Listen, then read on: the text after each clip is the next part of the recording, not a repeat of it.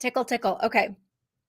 Um, Last time we went over the life of Shakyamuni or Siddhartha Gautama, who is the original Buddha, and learned a little bit about his life. And really, the focus of this show in general is just going to be philosophy, what people have believed and not believed throughout history in current times.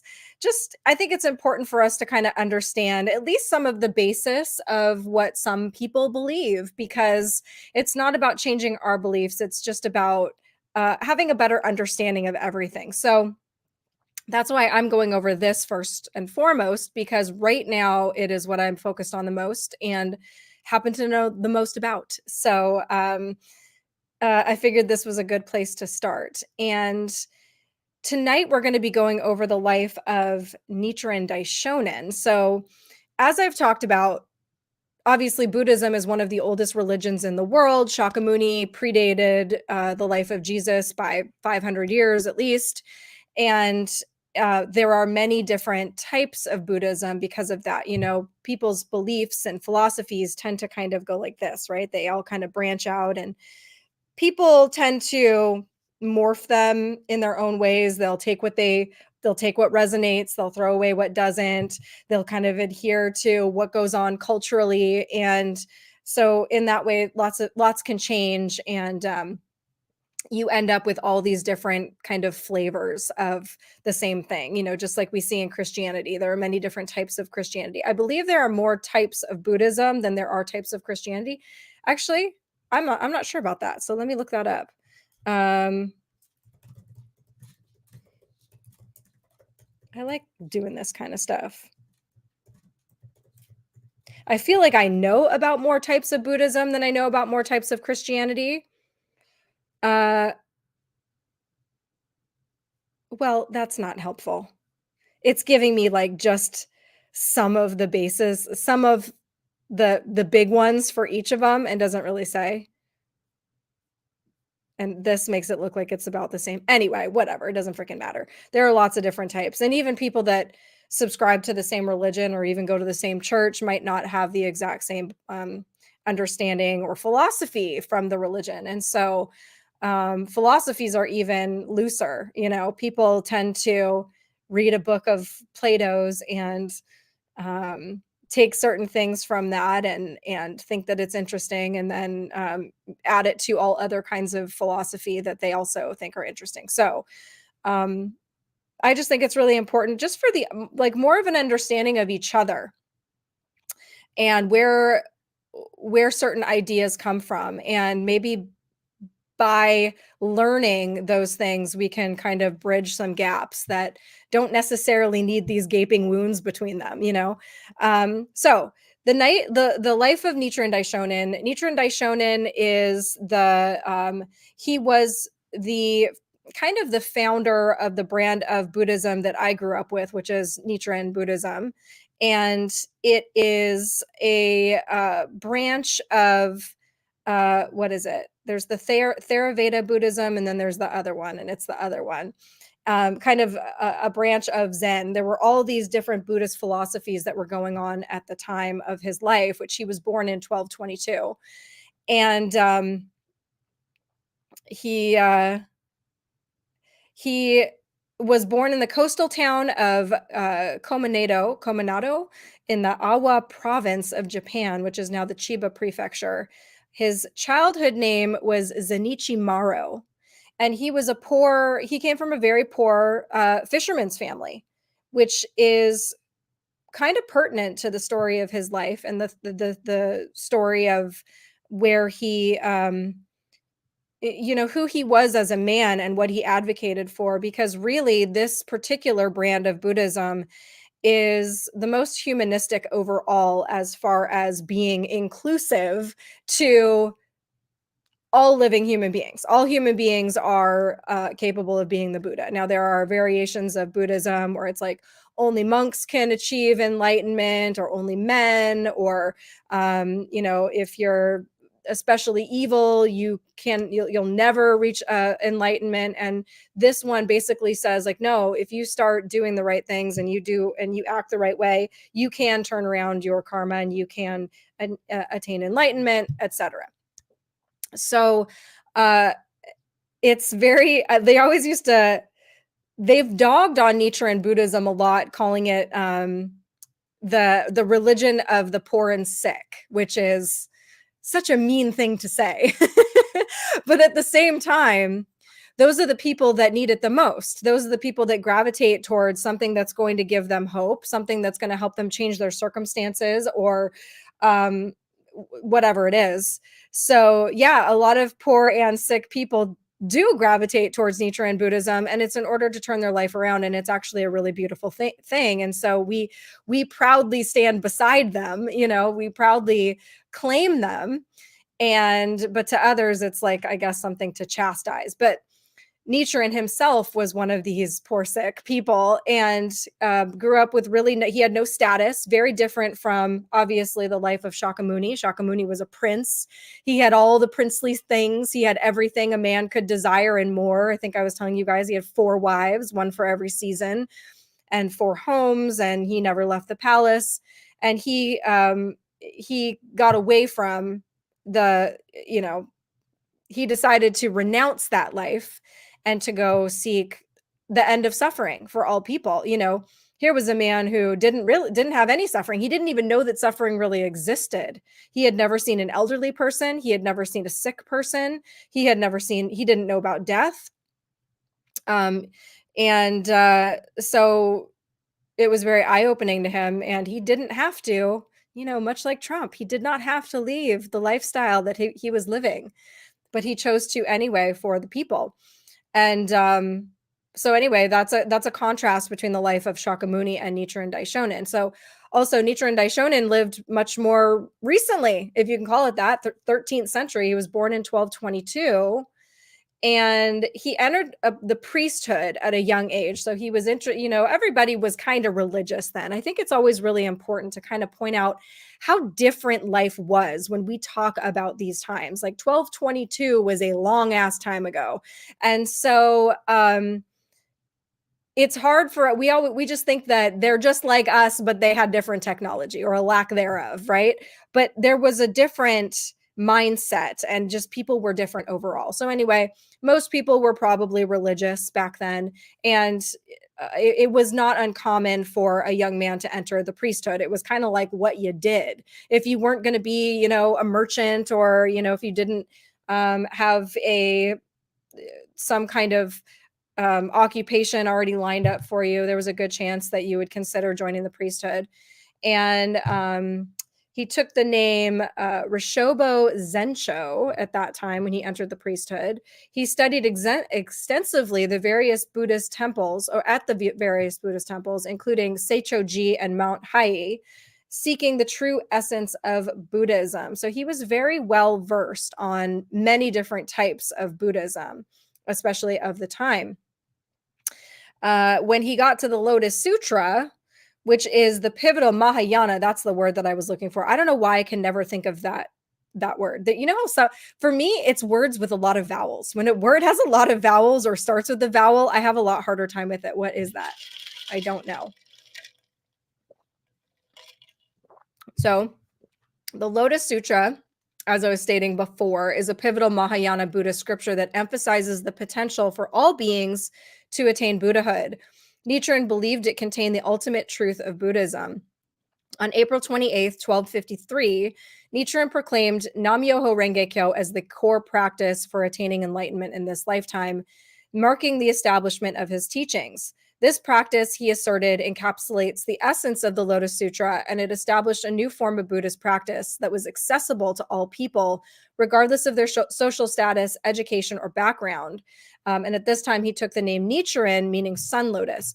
So I know I went over this a little bit in the last one about the Lotus Sutra and how this was the final and kind of pivotal teaching, the crux of the teaching of Shakyamuni. He had all of these other teachings.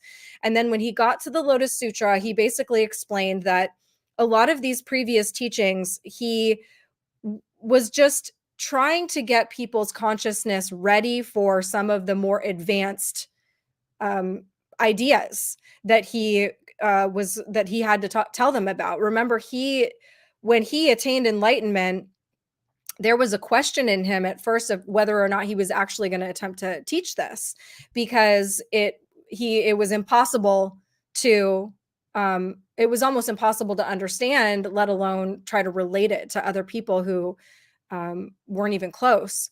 So he didn't want to do a disservice to people, and he was trying to decide whether the biggest disservice would be to just not tell them about it, period, or to try to tell them and have them reject it outright and then say, and then never come back, never even attempt to try to understand it. So he obviously eventually did decide to try to teach the Lotus Sutra, or teach about all of enlightenment, what he had discovered when he was in that very heavy meditation.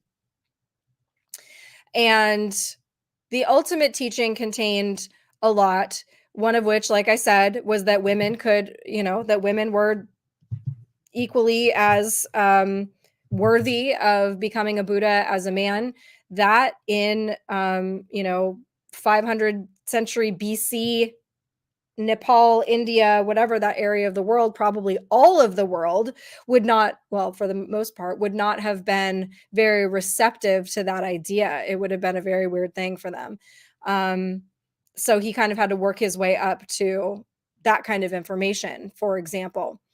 And it also was an important element to point out that Shakyamuni even talked about how the times would change, and that right now, although people were, they'd have to grapple with their own kind of misconceptions and their own distortions of the truth that come culturally. We're born into a lot of distortion because that's just the way of the world. We learn about the world around us from the people, our parents and religious leaders and teachers and whatever else that influence us when we're kids. And so whatever they tell us is going to kind of color and flavor what it is that we believe, what we accept, etc. And so he knew he had to deal with a certain level of that when he was teaching all of this back then. But he talked about how in the future, it was going to be even harder to understand and accept these sutras, because the world was going to get far more evil. People were going to be far more distorted as far as their understanding of things and their belief systems. And he had talked about how there would then be another Buddha who would come in and kind of fine tune the teachings for the time. And I think they were, he was surrounded when he was giving this Lotus Sutra by all these bodhisattvas. And the bodhisattva is the level like just below the Buddha. And I think, some of these bodhisattvas are famous.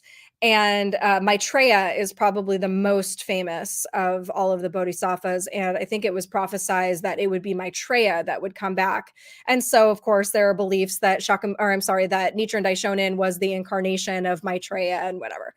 But the idea is that the Buddha actually never leaves the world. He kind of pretends to die and then but he's always kind of here, or he incarnates or whatever. He goes into a nirvana state, but really the act of a Buddha is not to just die and go. Like, the Buddha wants to come back as fast as possible, because the Buddha, their entire being is about helping others. And so they want to jump right back in to help. And so there are always kind of Buddhas in the world, and there were Buddhas before Shakyamuni, etc. And they're always kind of there to help and guide. But there are times when they are needed more, or he also explains that there are times when there's more of the public cry for help. When more of the minds in the world are seeking the Buddha, then the Buddha will kind of come into carne asada, I think is the word I'm looking for. I don't know what I'm trying to. He will be born a person, or he will be a person in the flesh in front of them, and preach the whatever. So this is an important element of Nichiren Daishonin, and him being the one to make the Lotus Sutra, the emphasis, first and foremost, of the teachings, to propagate it worldwide, and to also give people a different form of practicing Buddhism. Because at the time of Shakyamuni, the practice of Buddhism, there are all these things, right? There are all the kind of normal golden rule things that you find in most religions about how to act and how to behave and how to treat others and what we should focus on, and all of these benevolent things. But then there was also the actual practice of Buddhism, which is not just alleviating your karma and making good karma and making up for bad karma. It was the practices of meditation and asceticism and all of these things. Well, even in the 13th century, Nichiren Daishonin was recognizing that this was not a Buddhism for the time, and even less so today. Can you imagine people? I mean, people have no time for anything. Can you imagine people going to, you know, not only meditating for hours a day or months or whatever, dedicating that much time, but also having to think in terms of many lifetimes before you can achieve your goal? People today are far too impatient, and they don't have such strong faith, and it would never fly. So the practice of chanting Nam-myoho Renge Kyo that Nichiren came up with was a faster process of alleviating karma. And the term Nam-myoho Renge Kyo, I had this up before. It's literally the Nam is devotion to, and Myoho Renge Kyo is basically the wonderful law of the Lotus Sutra.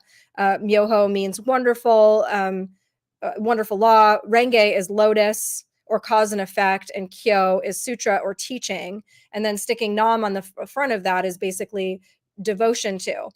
I'm going to be doing an entire show. Actually, I'm going to be doing a 3-part thing on words themselves. I am going to be doing a human revolution on words. I am going to be doing a clean living project on words. And I am going to be writing a Substack article on words and the power of words. And that words are not just how we communicate from one human being to another, an idea like an object. Okay, I'm thinking ball, so I'm going to say the word ball, and then that's going to put ball in your head.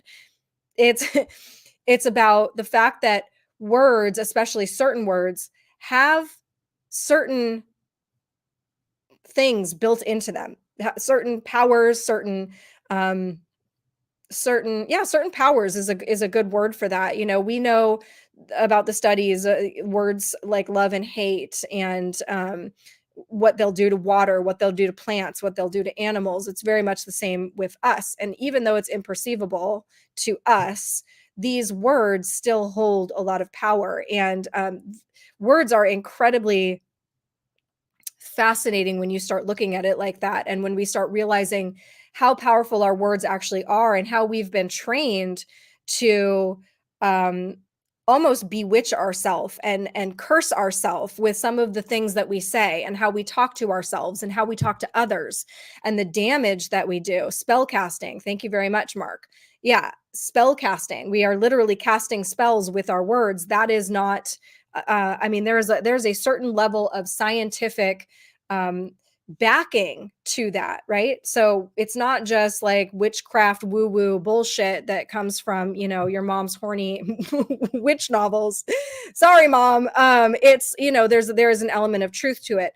So there are certain words, certain that hold their own vibrations and do different things. And in fact, Nam-myoho Renge Kyo was one of the terms that Dr. Emoto, the famous scientist that did all those studies on water and how they affect or words and how they affect water, did Nam-myoho Renge Kyo. So you can actually go and look up on his website and do a searching for. They've got a whole page of all of the words that they tested, with all the pictures of the molecules of water, and some of them are these beautiful shapes that are crystal clear, and they're shiny, and they look like snowflakes, perfect snowflakes, and some of them are all distorted and weird. And so you don't even have to look at the words. You can kind of know before you even look at the word, and then you're like, oh, that makes a lot of sense.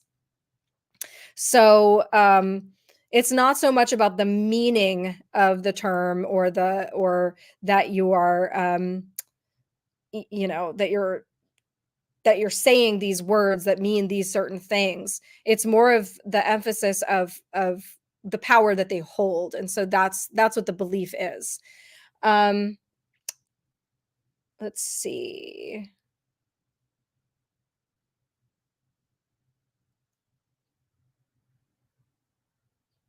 I think I put this out of order. I was doing all my notes yesterday.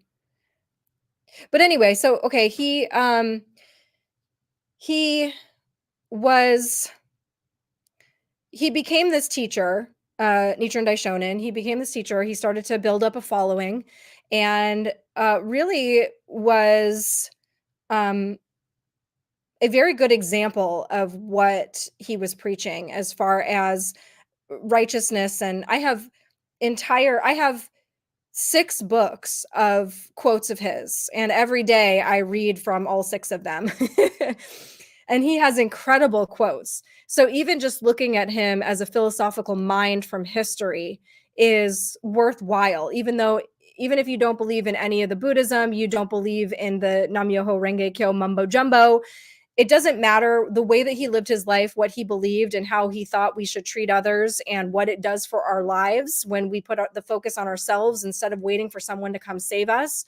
We stand tall on our own, and I mean, man, this was living righteously. We have a whole record, a record of this man's life and how he lived, and what, you know, and it was a person that lived righteously. So this was a very tumultuous time, especially in Japan in the 13th century. They were experiencing significant social, political, and natural upheavals, including famines, epidemics, earthquakes, and the threat of Mongol invasions. The country was also marked by internal strife and a decline in moral and spiritual values. In 1260, Nichiren submitted the treatise called Risho and Onkoko Ron, which means on establishing the correct teaching for the peace of the land, to the authorities, urging them to adopt the Lotus Sutra and to prevent national disasters and ensure peace. Nichiren argued that the root cause of the nation's disasters and suffering is widespread rejection of the Lotus Sutra and the propagation of false teachings. You know, he very much believed that we have a direct effect on our environment, and that the you know, these kind of erroneous practices and these erroneous beliefs that people were um, living in and believing was having a direct effect on the state of their country, the state of the world that they lived in, the state of their direct surroundings, etc. And so he was basically trying to go around to the authorities to get them on board and say, listen, all these things are happening, and all of these other things are going to start happening. We'll get into that in a second. And it's because people don't know the truth, right? He was very convicted in what he believed, and he thought that he could possibly help save people if he could teach them all how to the proper teaching that, you know, he was looking around at all of these people. Now Shakyamuni is dead in the ground however many years, you know, and he is, and people have taken parts of what he taught that he himself had even said this is not the way, but they were still practicing these things as if it was going to save them, and believing that these things were going to protect them from harm, and that something else was out there, you know, doing these things for them, and that they had no power in these certain ways. And he thought that that was detrimental to them. So he was going around to the authorities and he was teaching them these about the Lotus Sutra and telling them, look, you know, if you will just help people in finding the truth, then you can save the country. And he made all these predictions about future calamities that would befall the nation if his warnings were not heeded. These include increased social unrest, natural disasters, and foreign invasions. He saw these as karmic consequences of rejecting the Lotus Sutra and slandering the correct teaching. The Risho Onkoko Ron, establishing the correct teaching for the peace of the land, literally this treatise that he wrote, was submitted to the ruling authorities, including Regent Hoko Takayori. However, it was met with hostility and indifference. Nichiren's bold critique of established religious practices and his call for radical change were seen as a threat to the existing order. A lot of these people, it's just the way that it is always. And I completely understand if somebody comes in and they say, you're doing it all wrong. Listen, this is the only way, that it's going to be met with a certain level of criticism, and people aren't just going to naturally be open to it. So that much, I guess I understand for sure. But then it ended up getting much worse. But anyway, all of his predictions ended up coming true. Japan experienced a series of significant natural disasters very shortly after he made all of these predictions, including earthquakes, famines, epidemics, and matched the calamities Nichiren warned about. The Great Earthquake of 1257 and the subsequent outbreaks of disease were particularly noted by his followers. There were multiple instances of internal conflict and social unrest, political instability, and power struggles among the samurai class and the ruling Hojo clan, consistent with Nichiren's predictions. The most dramatic fulfillment of Nichiren's predictions was the attempted invasions of Japan by the Mongol Empire in 1274 and 1281. These invasions pose a significant threat to Japan and were seen by Nichiren and his followers as a clear validation of his warnings about foreign invasion. So he's pissing off some very powerful people at this time.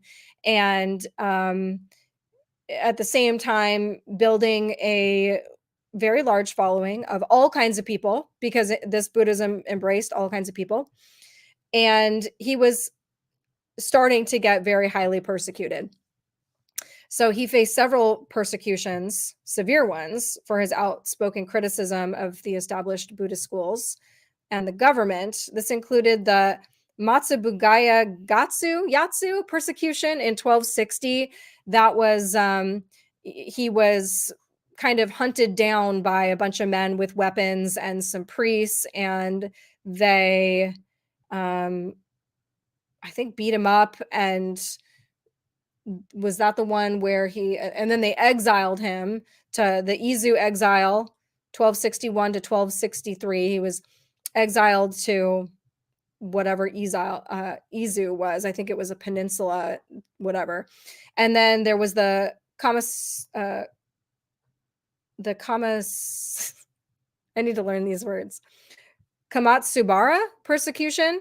So in that one, he was actually imprisoned. They did beat the crap out of him and tried to kill him. They killed a lot of his followers and they imprisoned him. The suffering endured by Nichiren and the injustices he faced served to strengthen the resolve of his followers. They saw his endurance as a testament to the truth of his teachings and the importance of their mission. In 1271, he survived an execution attempt. Okay, well, this is different. But after that, he was exiled. I'll tell you the story of the execution because it's actually one of my favorite stories. But he was exiled to Sado Island. He was imprisoned. And most of the writings that we have from him come from when he was exiled or when he was imprisoned, between writing letters to some of his followers.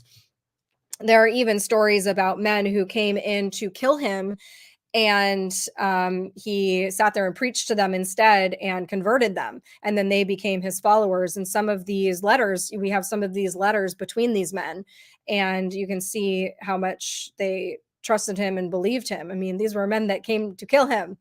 So it's pretty awesome. Actually, I was just having a conversation with some friends of mine who are Buddhists, and we were all kind of exchanging these stories that we had heard, or things that had happened to friends of ours, of just this gnarly stuff of people getting mugged. We had two of my friends were practiced Buddhism in New York City, decades ago, and so all of them had stories about being mugged.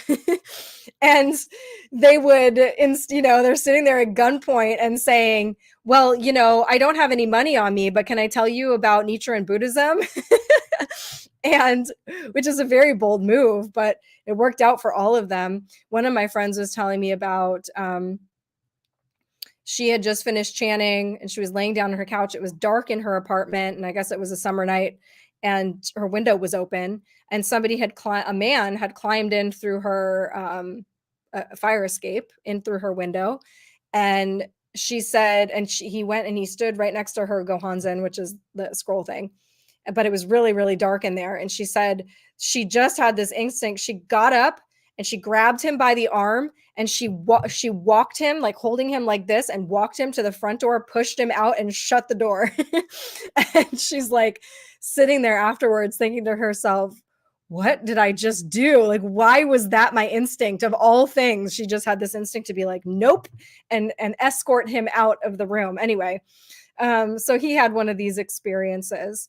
And then in 1271, this was the big persecution where he was imprisoned, and then they were going to execute him. And so the story of this goes that it's interesting. Some of these stories that I read, like people could be like if your mentor was imprisoned, you could be like, oh, I want to go to prison with him. That would not fly probably in this day and age, but people used to do that back then. Anyway, so he was surrounded by some of his followers, and then also by these men who were going to whose duty it was to kill him. And they were going to do it at nighttime, because I guess they did executions at night because they were gruesome and less so, I guess, in the dark of night. And hey, Roger. I know Dragon Gate. Sound familiar? Dragon Gate says Japan was having political religious issues. Sound familiar?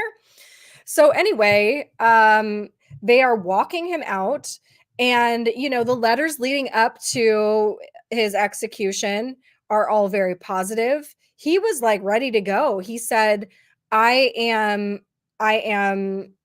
most of us, I think, no matter what our faith and how much we believe in it, are going to be really put to the test when it comes to literally staring down the barrel of being executed.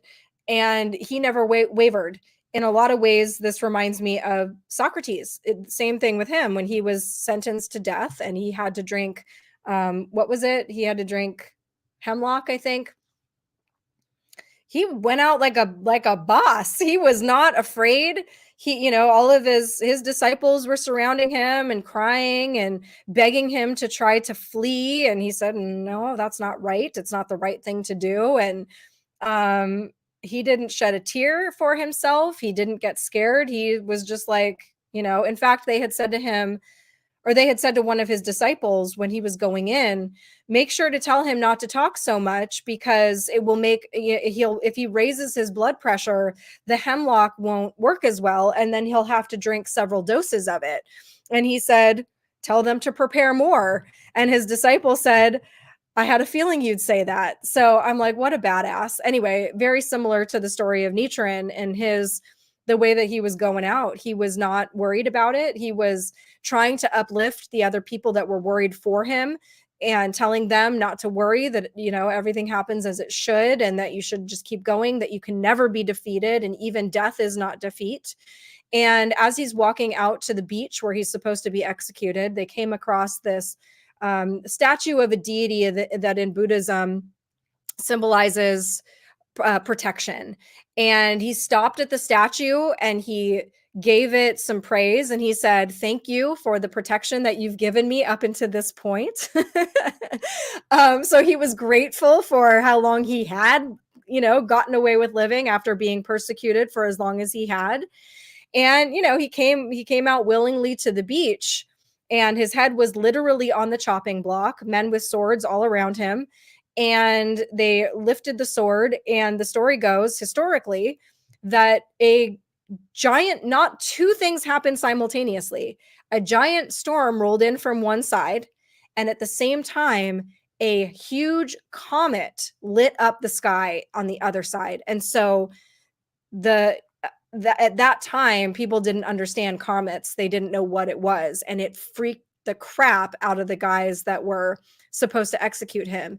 They already knew that this was a man that was very revered, that he, there was talk of him being an incarnation of Maitreya, or that he was a a Buddha himself. And again, remember that a Buddha is a human being. A Buddha is not a mythical creature. So, they could have been knowing in their own consciousness, thinking about the fact that they're just they're just doing their job, but they're about to kill a Buddha. And so these two things happen at the same time, just as he's about to be executed. And the story goes that he's saying to them, they all start running away. And he's saying to them, where are you going? Where are you going? Come back. You have a job to do. And they all went, scattering and wouldn't complete the job. And he said, you're going to dishonor your Lord. This is what you're supposed to do. It's okay. Come back here. And so they didn't come back. And then as the story goes, he actually brought them all sake after the incident and whatever. So he was not executed, but he was exiled to Sado Island after this. And like I said, Sado Island was where he was when most of these, this was it wasn't the island man. He wasn't sipping pina coladas and living in, it wasn't tropical, I'm assuming. I think the stories goes, it's a very cold place, very desolate. He was starving to death on most occasions. People would come and bring him food and other things that he needed from time to time. And apparently there was some way to get letters back and forth, but that's where most of his writings come from, his letters when he was being exiled. So the major works, this is kind of his life and legacy that he left behind. During his exile in Sado, Nichiren wrote several significant works, including Kamuku Sho, Opening of the Eyes, and Kanjin Ho Hanzon Sho, The Object of Devotion for Observing the Mind. He established the establishment of Minobu after being pardoned from exile. Nichiren settled in Minobu 1274, where he continued to write, teach, and train disciples. This period saw the consolidation of his teachings. And then passing and legacy, Nichiren passed away on October 13th, 1282, at the age of 60. His teachings laid the foundation for the Nichiren school of Buddhism, which emphasizes the Lotus Sutra and the practice of chanting Nam-myoho Renge Kyo. His philosophical contributions, the empowerment of individuals. Nichiren taught people the inherent dignity and potential of human beings, that all people could attain Buddhahood, and that within every individual was, the potential for this self-transformation and self-empowerment, that we didn't have to look outside of ourselves and say, somebody please come save me, or say my circumstances are just because, it just has to be that way. Like, no, you have the power within you to change so much. And so he was really passionate and fought very hard for people to understand this in themselves so that they could change their circumstances. Social and political engagement. His teachings encourage active engagement in societal and political issues, advocating for justice and human dignity, and also the mentor and disciple relationship. Nichiren emphasized the importance of mentor-disciple relationship in the pursuit of enlightenment, a concept that is central to the practice today. And it is a concept that is not, we don't have much of that in the Western world. And it's interesting because it's a scary thought almost to kind of just give yourself over to a mentor, to find somebody and be like, I am going to follow in their footsteps, and anything they tell me to do, I'm going to do, because we have seen where that's gone awry so many times. That in the hands of the wrong person is actually very dangerous. And we can see that. It's kind of the same thing as in life. There's this balance between a man and a woman. And, a woman can give herself over entirely to a man and marry him, and he is the head of the family, and she listens to everything that he says. And that can be a beautiful balance when it's an actual balance. But if a woman marries a man who isn't a man and is more a boy and doesn't uphold his end of the bargain. Hey, babe. So, we're going over to lesson size now. Okay, keep your watch on. River. Shh. Okay, thanks, babe. I don't know why I'm whispering. Okay, so, that balance it can be dangerous. So we understand that. But, in the world of spirituality, or the world of philosophy, even to have a mentor, to have somebody that is an example of the principles that you are attempting to live by. If you find somebody that it has found a way to live by those principles fully and completely, because that is not very easy to do. I have very many principles. Does that mean that I live each day 100% adherent to all of them? I wish.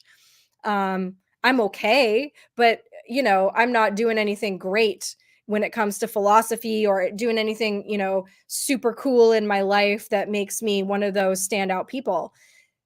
But there are people that do. And, unfortunately, there are so few of them. We can name them through history. But this idea of the mentor disciple relationship is very interesting to me. And I have several mentors, several people that I would call my mentors. Some of them are, people that are not living. Nichiren Daishonin would be one of them. Socrates would be another. General Patton would be another. I don't know, whatever. And then I have some people that I know who they lived so well. They live their lives so well. These are people who put their money where their mouth is every single time. They walk the walk. And so I do try to be more like them, and I do try to honor their advice when they tell me to do something. We all, of course, have free will, and so it's a different kind of thing, but it can be very beautiful when done the right way to have a mentor in life. And this is kind of what his life was about. So I think it's fascinating. I think that I like to focus on these people who um have were the kind of people that I wish I was. I wish I was that strong. I wish that, somebody grabbed me by the scruff of my neck and was, taking me out to some beach to chop my head off, that I would be strong. But I know I wouldn't, because very much lesser things turn me into a puddle. But obviously, there is something to be said about I have not lived that experience, so I guess I don't know, and he has not lived my life, so um, it's hard to say, but there's so much that he left behind that makes me feel motivated as a human being to do better, to be better, and I think that's what philosophy is for. Morning, where are you? His writings to his followers are so poetic. Absolutely. Um, I mean, there is an endless catalog of stuff, and there's actually a series of books called The New Human Revolution, actually, that is kind of loose, that is based on his life. Actually, no, the new one is, I think, no, is it Makaguchi? Toda?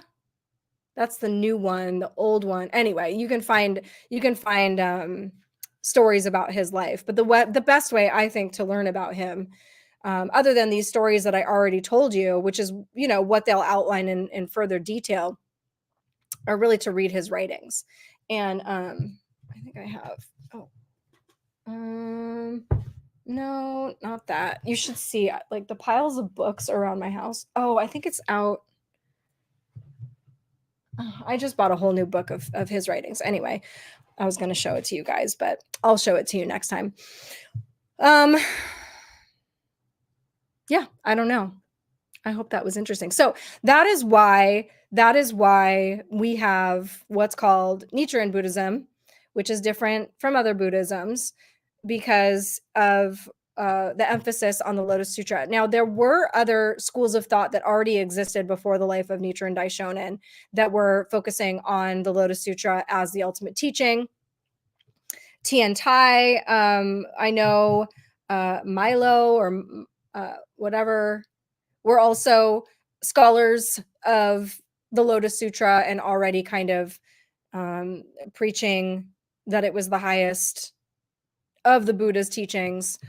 But Nichiren was the one that came up with the practice of chanting Nam-myoho Renge Kyo, the kind of get it faster form of alleviating karma and keeping one focused. Now, an important element, I think, to cover on that is that everything is about rhythm.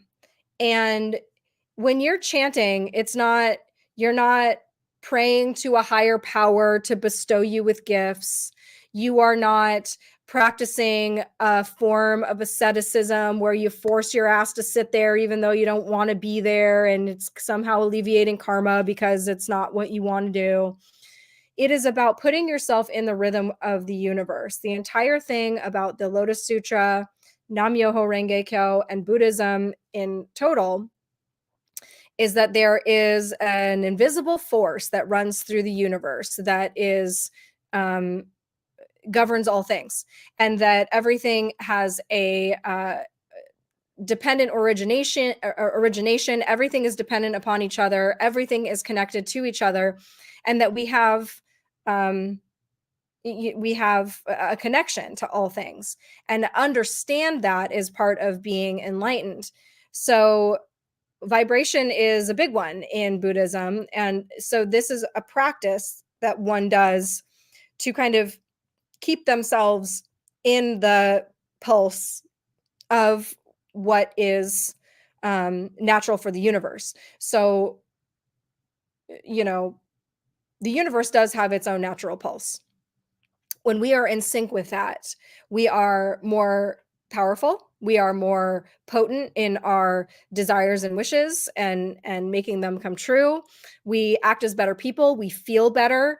From that feeling better, we treat other people better, and it is just a more efficient way to live. I'm laughing to myself because now I'm reading the Celestine Prophecy, which I haven't read in years and years. And I was reading it. My friends were here visiting, and I was joking with them because, throughout the weekend, we're having all of these different conversations. And also throughout the weekend, anytime I'm alone, I'm reading parts of the book. Like before I go to bed, I'm reading the book or whatever. Every single time I'm on a part of the book, it was like whatever that part was about would naturally come up in conversation with them. Like they would, you've ever heard of something like this? I'm like, yeah, I'm literally just reading that in my book. It happened like 9 times this weekend, where it's everything was synchronistically talking about whatever part of the book I was on. Sorry, my dog is going crazy. And that in itself was a synchronicity, because one of the major themes of the book is actually synchronicity. So if you guys have not read that, that's going to be our following month of the book club. The next one coming up August 4th is The Alchemist. So we're going to do The Alchemist, and then we're going to do the Celestine Prophecy. So anyway, it's a great book. It really is a great book. It's so mind-blowingly profound and absolutely life-changing. It can be. And I know people whose lives it's changed. Hold on. Let me go let Archie out. Hold on. Archie, you crazy. What are you doing?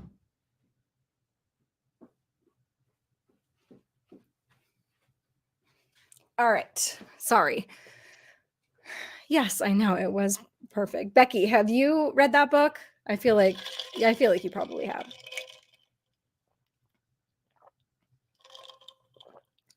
Your mom would read the dictionary and destroy you in Scrabble. That's cute. Symbiotic relationships are best, Marks. Yeah, sorry. I know you said that a while ago, but I missed it. Hey, Sparky. Anyway, that's that. Couple things. First, I want to mention my friends at CBD and More. If you are looking for CBD, if you have inflammation, trouble sleeping, aches and pains, anxiety, depression, all the things, CBD and More is the CBD that you want to try. It's CBD and More without an e.com/Kate. And if you use promo code Kate15, that will give you 15% off. So please go ahead and do that. awesome people. You will probably end up talking to, if you call to place an order over the phone, you'll end up talking to the guy that owns it, Joel, or his daughter, Stacy. They are beautiful people and very, very excited to help you and answer your questions. But the website is a great way to order. If you just know what you want, I take the 2,500 milligrams. There's 1,000, 2,500, and 5,000.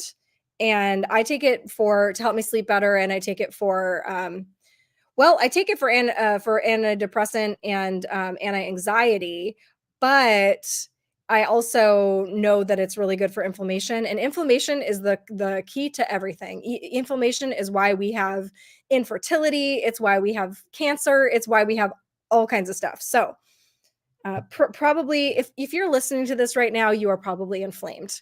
Just letting you know. It's not my fault. But yeah, get your CBD and more. And then what else do I want to say? I do have I have something coming up that I'm not ready to announce, but I'm just kind of giving you a preliminary announcement to perk your little ears up and be like, okay, well, I know she's at least not going away because she's trying to work on other stuff. So I do have other stuff that's coming up. I will probably be announcing it, I don't know, soon. And I'll announce it everywhere so that you don't miss it. And, we'll talk about it on next week's show. Tomorrow night, I'll be doing the Kate Awakening live, and that is at 7 Eastern, 10 Eastern, 7 Pacific, I think. Yeah, and then next week, is it next weekend? I have to look at my calendar. I think next weekend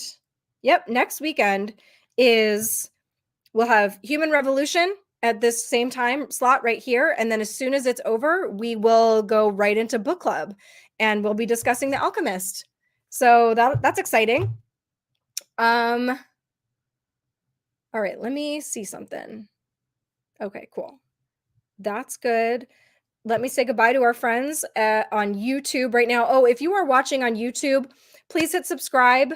I haven't even checked to see how many subscribers I have over there yet, but I don't know. There are some things that I can lock once I get a certain amount of subscribers. So, and wherever you're watching, please hit the thumb or, touch the pill or, I don't know. I don't even know what it is. Actually, I don't even think it matters anymore on YouTube because I don't think they have that anymore. Do they have it? Or maybe it just doesn't show. Anyway, whatever. And then make sure you're subscribed to, if you're on Rumble, click the subscribe button underneath the, this thing, whatever this is right down there. I should say subscribe on it. Same thing on Pilled. And yeah.